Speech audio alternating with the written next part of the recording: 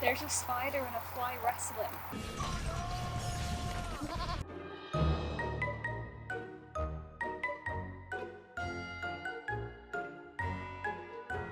Did someone say Hobbit Girl Summer? I may have gone a little overboard for this one. I'm excited! It's popular and socially acceptable to dress up like a hobbit. I need hobbity clothes, stat! So let's get working on that. Bringing in a lot of chaotic energy today. I have wanted to make a hobbit-inspired outfit that I can just wear casually every day for the longest time. My main issue has been in finding the right fabrics that I really love for it, and to rectify this, I went on a little adventure. I won't lie to you, I 100% filmed this trip to the fabric store because I didn't think that you'd believe me if I told you this was genuinely my journey that I have to take to go to my favourite fabric store every time.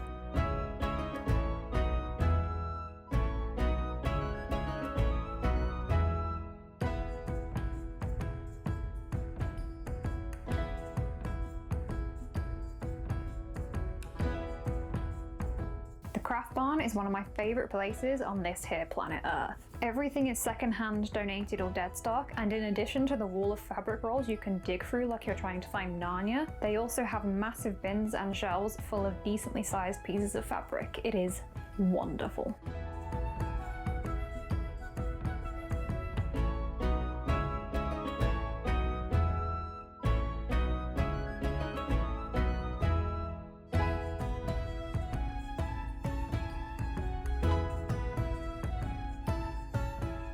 Who wants to see the spoils? I did buy lots of stuff for other future projects, but just focusing on the Hobbity project for now, I managed to find really beautiful fabric. It's kind of like curtain material or like old sofas, that very woven-y, tapestry-y kind of feeling to it. I don't entirely know what the actual name for it is, but I can give you buzzwords. Both sides of it look pretty great.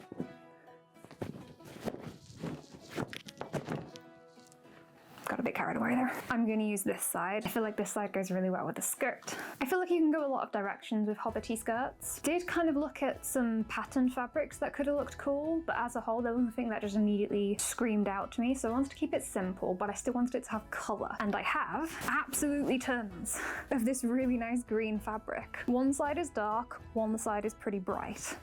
Don't entirely know which side I'm going to use yet. I'm leaning towards the bright side because I feel like hobbits are a lot more colourful than people give them credit for a lot of the time. I also picked up these cute little scraps. I don't entirely know what I'm going to use them for, but I figured cute little pocket squares or hair things or a little neck scarf, or I have no idea. I just felt like it fit a vibe and I liked it. And then in terms of blouse to wear underneath the bodice, I have the one that I'm currently wearing, which is a potential option to wear. Wasn't sure if it would look better with something more of a white palette than a brown palette, considering most hobbits wear white blouses. I popped into my local charity shops and I managed to find this little beauty. Obviously it's a very modern fabric and a very modern style blouse, but it fits that cottagecore kind of aesthetic, and more importantly the sleeves are the right kind of bell balloon hobbity sleeve, as well as the squared off neckline, so just to go underneath the bodice I feel like this will more than do. So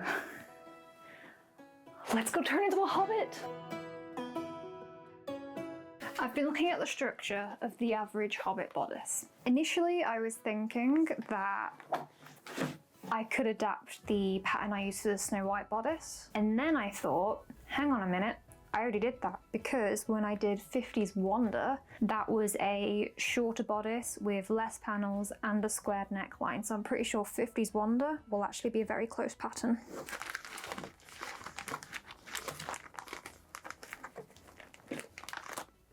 50s Wonder is really close. I think I need to shorten the length a little bit more, but not by much. And the front is perfect. The back, I think I'm gonna drop the center back into another square shape. Also, the organisation of keeping my patterns in a folder is a very recent development. I spent a year with them in a big pile on the sofa. I've been thinking of all the different ways I can do the bodice. I'm definitely gonna do lace up on the back, so I bought some cord for that.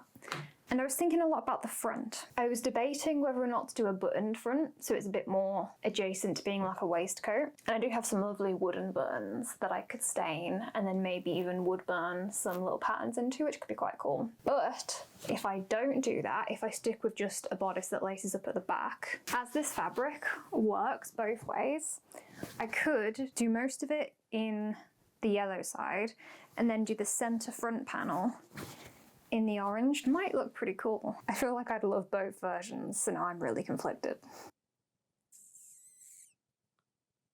I've made a decision. I'm going to do the alternating panel, and I think the red side of this fabric's really cool, and it'd be nice to use it somewhere.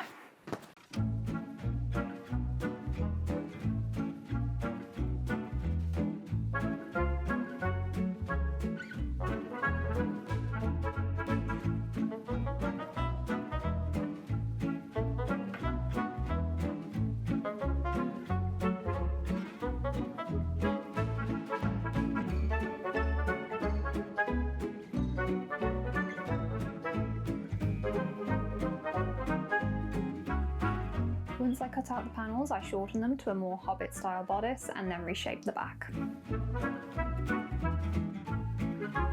I then traced around these new shapes for the lining.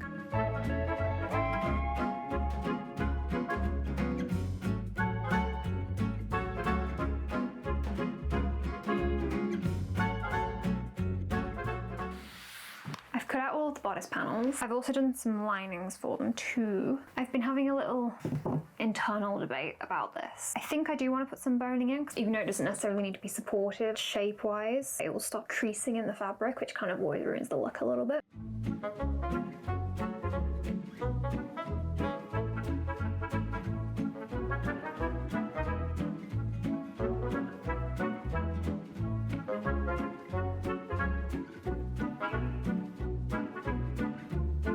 It's gonna be so cute.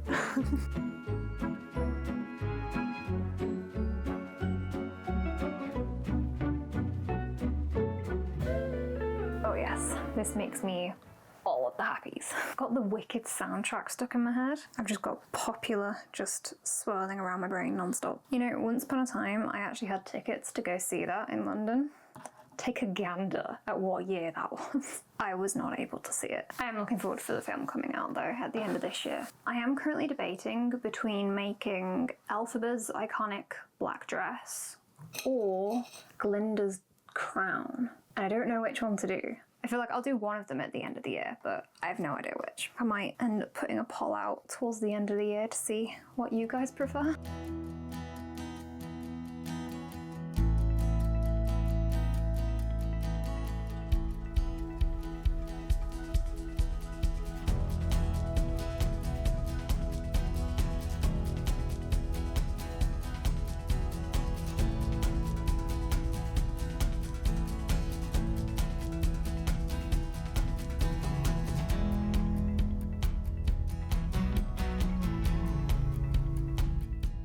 Too big, because I do this every single time, and every single time I forget that this pattern is too big for me. But it's fine, because I will do what I do every single time, which is just cut these panels in half, neat to be laced up at the back like so. I need to cut a little bit around the armholes just to give a bit more space there, and possibly a centimetre or so off the actual length of it with the neckline area. Like with many of us, I love Rosie. I really love the bodice that she wears, and it has like this circle kind of cutout in the centre, and I've been thinking whether or not I should do that too. It might look cool. It could also just be a disaster, but I think it might look cool, so I don't know whether to do it or not. I'm gonna do it. Using my professional jar tool, I traced a shape for the new circle design. It's one of those once you commit kind of deals.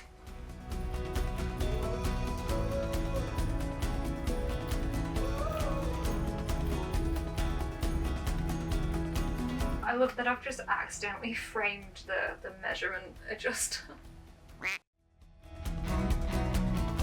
That still overhangs a little bit. This will have a bit of a seam allowance when the lining is attached, so that should be good enough. I've ironed all the seams and done all of the same reductions on the lining as well. I'm just going to add in some very quick, very basic boning channels, just using some cotton tape. I do recommend keeping in some wide cotton tape to use for boning channels. It's really handy and far cheaper than buying actual pre-made boning channels, although you will have to stitch it to the width that you want.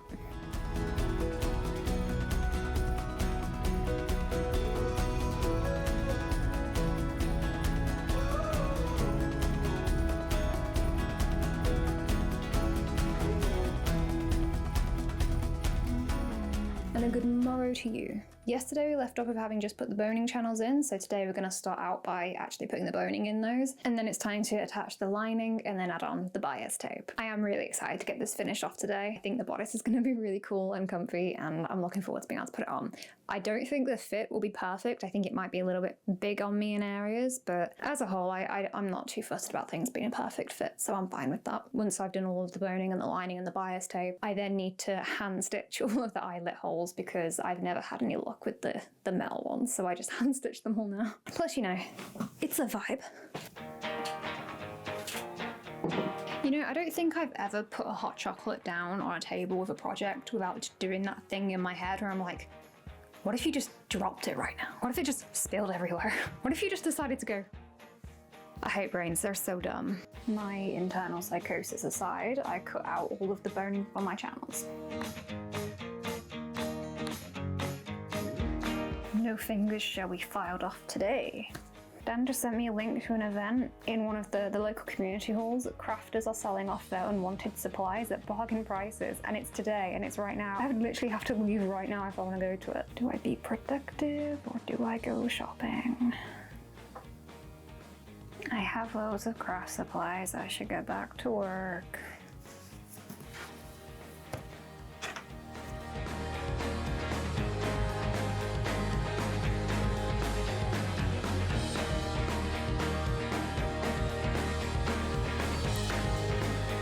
There's a tiara storage rack? What? My mom's just watched my last tiara video. She sent me an image of a tiara storage rack and asked if I want it, and I'm like, what? This is a thing? I'm so distracted. I will be honest, this 20-minute sanding task took me over an hour because I kept getting distracted every few minutes. It was finally time to add the lining, stitching it at either side. Once I turned it right side out, I then stitched along the back again to add the last boning channel. And I found out that by holding the boning against it while I do this meant that I actually stitched the right size channel, which is a first for me.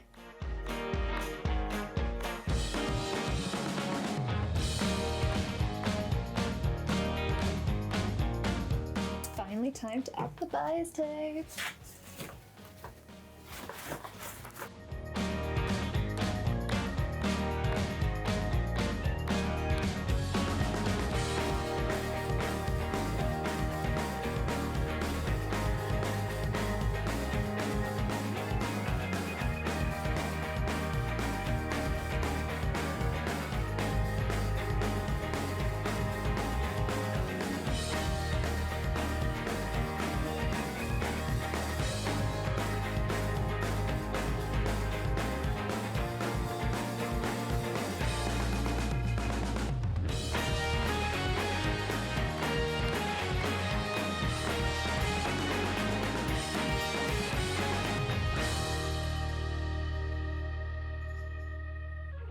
This is that fun part of every project where your bobbin runs out and you don't realise.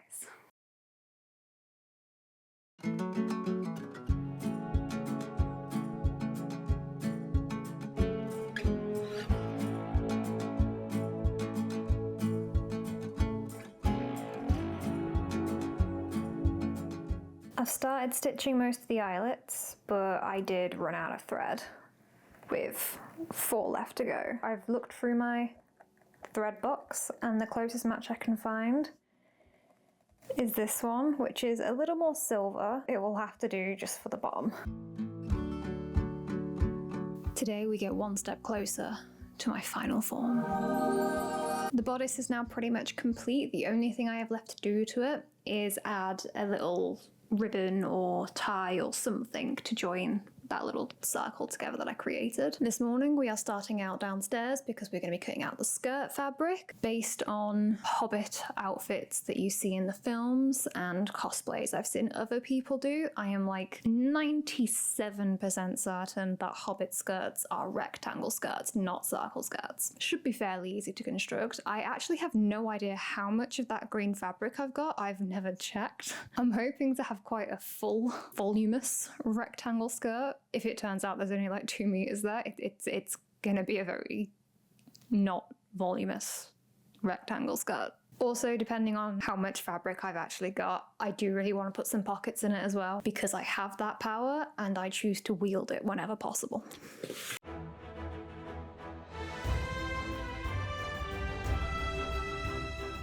I have about 4.1 meters altogether, which is really great. I can make a proper full skirt with this. I just need to figure out what length I actually want the skirt to be, and then I can cut off the excess and then use the excess to make the waistband and the pockets. This is my very accurate method for measuring the skirt length.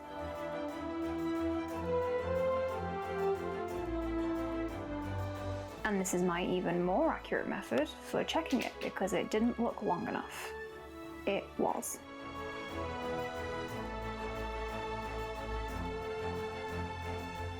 With my masses of leftover fabric, I cut out my waistband and my pockets.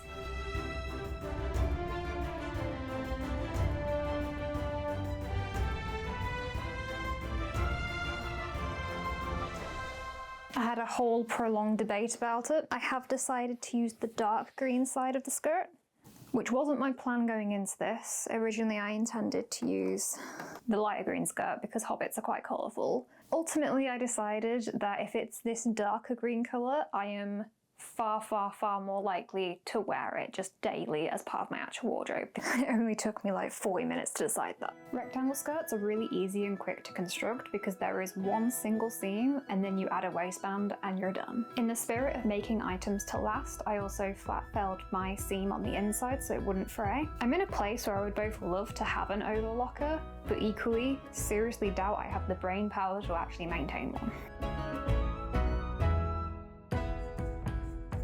I then added a zip, which went swimmingly. For anyone new here, me and zips used to have beef, but we're good now. And this zip does have a massive tail because I only have long zips and have no knowledge on how to shorten them. To be fair, I've never looked it up either, but I don't really want to jinx my relationship with zips right now.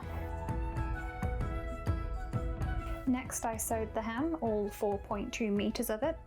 This part went on for a while.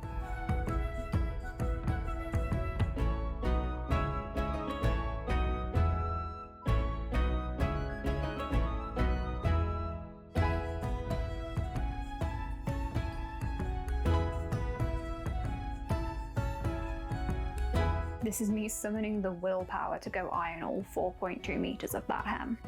I feel like I've been really quiet today. I think I've just been in knuckle down, get on with it mode all day. This is where we currently stand with the skirt. Joined together, it has a zip in the back and the bottom of it has been hemmed and ironed and all raw seams have been dealt with except for the top, but that's going to go inside the waistband. The next step is to stitch and gather all of this in. I know you can gather on the machine, but I suck at it. I've never been able to do it. I stitch it in and then I try and do the thing where you gently pull the threads and I snap it every single time and it drives me insane, so I'm not going to waste my time because it will take me longer. Hand stitch, gather all of this together, and then we'll start working on the actual waistband, which I haven't done yet. It's still a scrap bit of fabric. Oh, warm.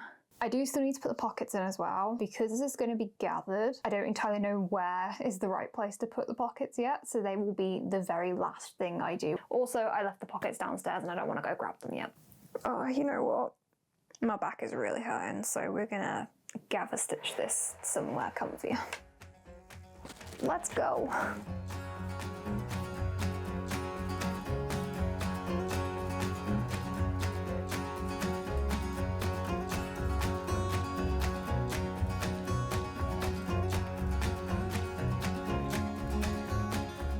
quickly put together the waistband and started attaching it to the skirt. I hadn't put the button and the buttonhole on yet, as my plan was to hand stitch them both later. Me and zips have been getting on really well, but me and machine buttonholes are still on very shaky ground. I matched the 4 notch points on the skirt to the waistband and pinned those in place first. I then tried my best to evenly distribute the gathers between them and pin those down too, ready to be machined.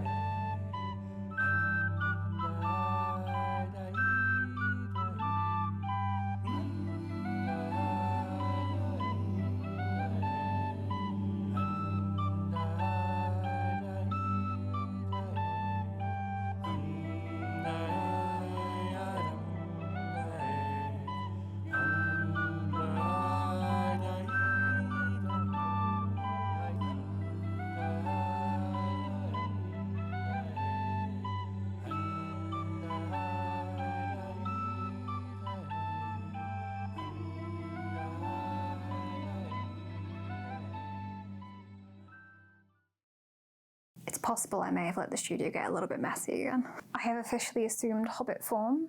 I am obsessed with it. This is so comfortable. I really love how the bodice turned out. I think the fabric on this just made this. It completely only works because the fabric is so nice. I also really liked that replicating Rosie's little circle feature worked out really well as well. In the end, I did decide to just go for more of the bias tape to make the little bow because I tried. This was the ribbon that I was going to use, and it is a really nice colour, and tonally it goes really well, but it just felt a little bit too flashy that it kind of threw off the vibe of the rest of the outfit, so I decided to stick with the bias tape.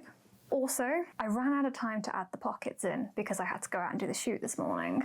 I do have them here ready to go. I'm actually gonna sit and stitch them in now when I finished filming this wrap up because I love this bodice and I love this skirt, and these are 2 items that I want to introduce into my everyday wardrobe, so I wanted to make them as functional as possible for everyday use, which means I want the skirt to have pockets. I hope you have enjoyed this Tolkien themed video and that you enjoy your own Hobbit girl summer. As always, don't forget to like and subscribe, and feel free to drop me a comment down below. I try my best to reply to absolutely everybody because I love you all. Now if you'd excuse me, I'm gonna go sew some pockets in and then spend the rest of the day frolicking about in this outfit. Have a lovely day, and I will see you all in my next video. Ah! I let that go very cold. Ah. You're gonna put that cool little jig you just did in there.